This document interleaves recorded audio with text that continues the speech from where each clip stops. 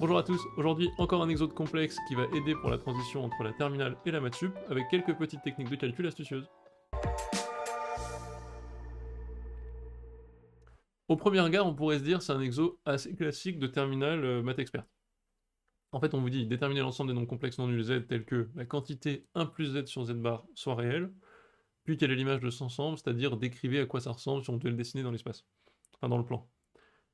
Donc il y a une technique très classique, que je vais vous montrer en premier et qui est à l'écran, que je vais décrire tout de suite, et il y a une technique qui est assez belle, assez astucieuse, et en fait j'ai envie d'utiliser le contexte de cet exo pour la présenter. Donc vous pourrez argumenter et me dire dans les commentaires mais ça sert à rien, autant faire la méthode 1, d'ailleurs elle est plus courte sur ton PDF, etc. etc. C'est pas faux, enfin il y a à discuter disons, mais je pense que c'est important de vous montrer la méthode 2, donc voilà, je le fais, c'est comme ça.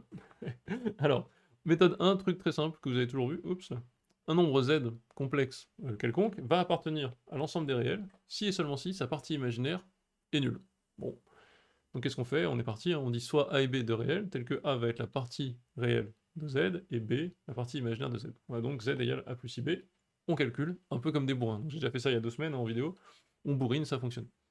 Donc 1 plus Z sur Z bar, vous avez ça, c'est égal à 1 plus A plus IB, le tout sur A moins IB. Technique pour passer de là à là.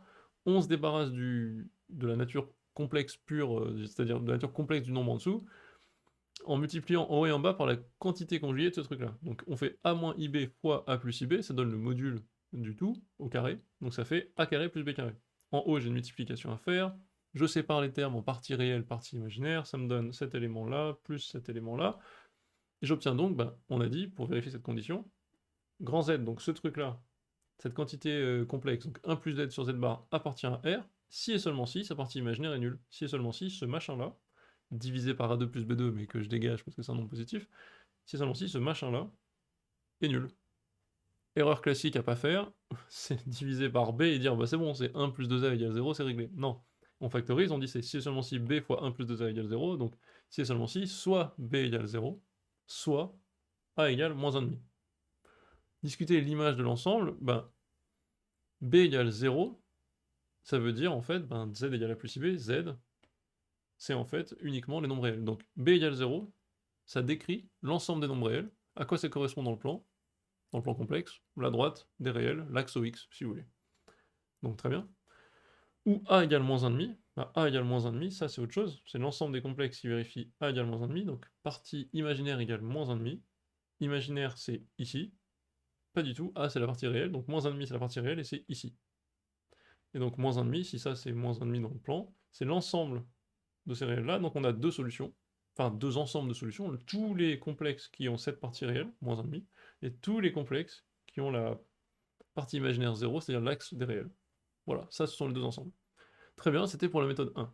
Méthode 2, je vais utiliser une autre définition qui est souvent oubliée par les élèves de terminale mais qui est très utile en sup, de qu'est-ce que c'est pour un nombre z d'aide réelle. Sa partie imaginaire est nulle, oui, mais on peut le traduire autrement. J'interromps cette brillante démonstration pour vous dire un grand merci. Les vues, les abonnés, tout a explosé sur la chaîne récemment. Et vous informer aussi qu'il y a un serveur Discord qui existe, vous pouvez le rejoindre avec le lien en description. Les gens viennent ici pour discuter, parler de maths, me poser des questions. N'hésitez pas, je vous y retrouve. Bye bye. On peut dire, un nombre grand Z est réel si et seulement si ce nombre est exactement égal à son conjugué. Ça revient, ouais, les deux conditions sont équivalentes, mais c'est pratique des fois de l'utiliser directement. Pourquoi ici j'y pense et j'ai envie de l'utiliser? Parce que dans l'énoncé même du grand Z, donc cette quantité 1 plus Z sur Z bar, il y a du Z et du Z bar. Donc en fait, il y a des symétries potentielles. Quand on utilise ce critère-là, il y a moyen qu'il y ait des trucs qui simplifient, qui soient jolis, pratiques et que ça se fasse très vite, sans avoir à introduire du A et du B. Et c'est toujours le comble de l'élégance quand on peut faire un exo sans introduire plein d'écritures. En tout cas, c'est ce que je pense. Donc, c'est ce que je dis ici, astuce pour vous plus tard, y penser, en tout cas, essayer de se dire quand est-ce que je peux l'utiliser. Bon, quand l'expression a du Z et du Z bar déjà, c'est plus élégant, mais malheureusement, des fois, ça ne permet pas de conclure et on est obligé de repasser en mode bourrin et de remettre des A et des B. Donc ça ne permet pas toujours de conclure, mais ça peut valoir le coup de le tenter. Donc, observons cette condition. Grand Z égale grand Z bar, si et seulement si, donc c'est 1 plus Z sur Z bar égale ce truc-là bar. Je simplifie un peu, hein. Ici je connais mes propriétés du conjugué, ça se diffuse exactement comme on veut, donc ça fait 1 plus Z sur Z bar égale 1 plus Z bar le tout sur Z. Ça c'était donc les propriétés du conjugué. Je vais mettre un peu ensemble tous les trucs, je fais un genre de, comment on appelle ça? plus comment on appelle ce truc-là, mais en gros, je me débarrasse des fractions en multipliant bien comme il faut. Je multiplie par z ici et par z bar ici, produit en croix. Oui, voilà, c'est ça. Ça donne quoi? 1 plus z fois z, z plus z carré, égale z bar plus z bar carré. Maintenant, il faut un petit peu d'adresse en factorisation. Donc ça, je disais ici, il faut de l'adresse, il faut être un peu adroit, si vous voulez. Je vois qu'il y a du z moins z bar ici. Z moins z bar, en plus, je sais dans ma tête que c'est un peu les formules qui me disent, attends, z moins z bar, c'est la partie imaginaire, bon, ça me parle. Donc j'ai z moins z bar ici, et là j'ai du z2 moins z bar carré. Si je mets tout à gauche, je vais peut-être pouvoir commencer à trouver une factorisation.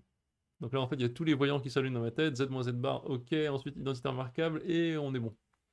Donc si je fais ça, j'ai z moins z bar plus z carré moins z bar carré égale 0, je mets tout à gauche, je reconnais qu'il y a une identité remarquable ici, hop, et en reconnaissant ça, je reconnais également qu'il y a une factorisation par z moins z bar qui est possible. Et donc, ce truc-là est vrai, donc z appartient à grand R est vrai, si et seulement si ce machin est égal à 0. Bon bah, soit celui-ci égale à 0. Le premier, c'est quoi? C'est z égale z bar. Ça marche, c'est égal à 0 pour tous les z tels que z égale z bar. Ah bah ça, c'est tous les z réels. Donc on retrouve bien ce critère ici, écrit différemment, sans avoir introduit A et B. C'est un peu mon but ici, hein, de vous montrer comment le faire sans mettre des A et des B partout en gros. Deuxième élément, un peu plus flou, donc on se dit, attends, c'est quand z plus z bar égale moins 1, ok. Mais comme on sait que z plus z bar sur 2 c'est la partie réelle, astucieusement, on divise par 2 et on trouve moins 1,5. Et je peux donc conclure, ben, c'est l'ensemble ici qui correspond au z réel, et l'ensemble ici qui dit juste l'ensemble des z tels que la partie réelle vaut moins 1,5. Et on retrouve exactement, dans le plan complexe, ceci, les z réels, et ceci, ceux qui ont une partie réelle égale à moins 1,5. Voilà. Donc c'était juste une astuce, encore une fois, le gros mot-clé de cette vidéo, c'est des fois on peut résoudre, on peut parfois résoudre sans A et B, ça peut être très élégant. Là, c'est une manière de vous le montrer qui est un peu plus longue, vu que là c'est en 3-4 lignes, et là j'ai pris beaucoup plus de temps pour expliquer, mais entraînez-vous, vous voyez un petit peu, ça peut devenir très très rapide, même de tête. Voilà, sur ce, j'espère que ça vous a aidé, et je vous dis à la prochaine pour une vidéo. Bye bye.